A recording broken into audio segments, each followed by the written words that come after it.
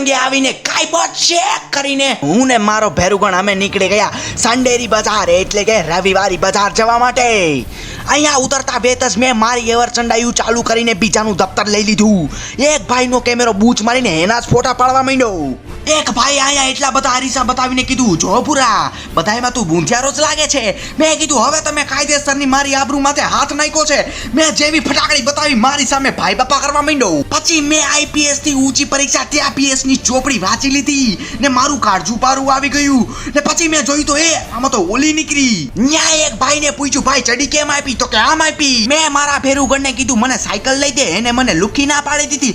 મેં આખા ગામ વચારે ધમપછાડા ચાલુ કરી દીધા. પછી ઈ કે તને તારી બાયડી ના હમ છે. પછી મને ખબર પડી મારી તો કોઈ બાયડી જ નથી. ના કેવાય એવું બનાવીને વયો ગયો નકટી નો હારો. 10 રૂપિયામાં કોઈ પણ વસ્તુ. મેં ન્યા દાદાને જઈને પૂછ્યું દાદા 10 રૂપિયામાં આખી દુકાન આપી દો.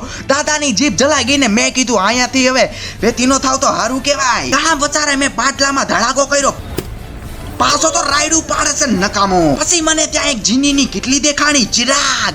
મેં કાકાને કીધું લાવો આનું પસવાડું ઘસવા દો. પછી ચીકાનું પસવાડું ગાઈને જીનલાને બારો કાઢીને સાનો મુનો ખિસ્સામાં નાખી દીધો. ઉસકે પશ્ચાત મેં મારી અંદરનો અંડરકવર સિંગર રેન્ડુ મંડપ સર્વિસ બહાર કાઢીને મેં મારું પરફોર્મન્સ બતાવ્યું. મને આ બધું જોઈને જૂનાગઢના માંગના થ્રોનની યાદ આવતી હતી. પછી જૂનાગઢનું મને ઘણું બધું યાદ આવ્યું તો ટાણા નાના ઠન કરતો હું પહોંચી ગયો જૂનાગઢની માલિપા. અને ન્યા એક દાઢિયારા રે મારી પાખા ચીકી બોલી ગઈ અને અમે બે કાઠલે આવી ગયા.